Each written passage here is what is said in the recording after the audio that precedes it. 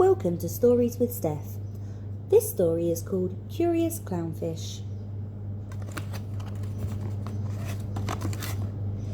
In the warm waters of the coral reef swam many fabulous fish, but one fish always stayed at home and never even went out to play. This was timid Clownfish, who spent all day in the waving arms of an enemy. Nibbling food, she kept an enemy clean, and the stinging tentacles protected her from danger. So it went on for a long time until one day a different little clownfish was born. This baby clownfish spun into the world and said, "I'm Clownfish. I don't want to spend all my life in an enemy. I'm going to explore the reef." With a swish and a swirl, off she swam, looking for an adventure.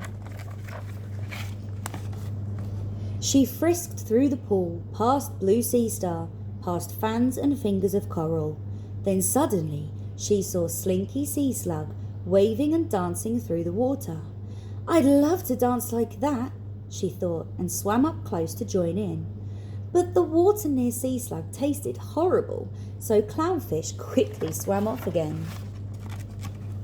Next, Clownfish saw a huge spiky fish crunching on the coral.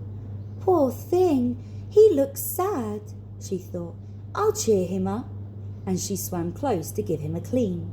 But old Porcupine Fish must have frightened himself because he puffed up like a big prickly ball. "Whoops," said Clownfish, and stopped just in time.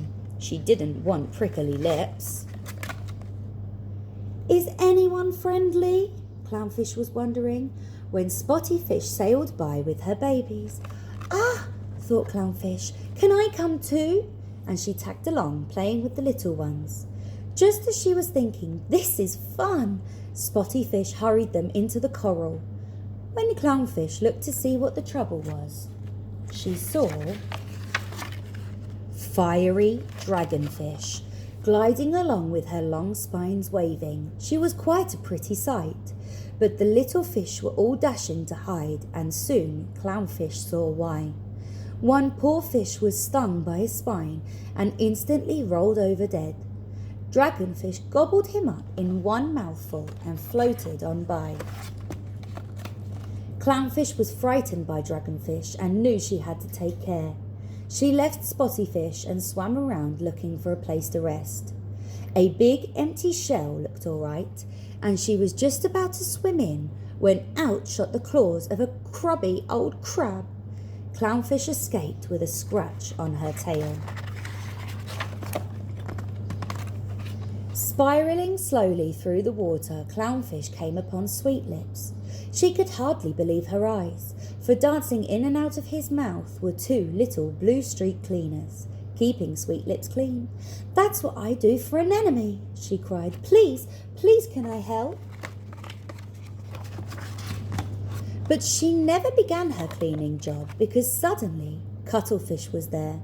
What a dazzling creature! He could change his colours. Clownfish was very impressed. Then he squirted out a murky black cloud and quickly disappeared. Clownfish was wishing she could do clever tricks when she saw why Cuttlefish had vanished. Through the black cloud, the face of Eel came snapping, and Clownfish's heart skipped a beat.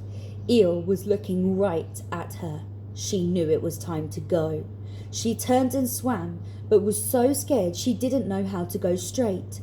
Twisting and frisking, looping and dropping, she made the eel confused. But slowly, slowly, his snapping jaws came closer, closer, and closer. Then Clownfish saw the most welcoming sight she had seen for a long time. It was a ring of waving tentacles. An enemy at last. In she slipped just in time, and Eel got stung on the nose. Clownfish was home in her nest of tentacles. What an adventure she had had! From that day on, if she saw a friendly fish, she would lead other clownfish out to play. But if she saw Dragonfish or the shadow of Eel, she would hurry them all back home.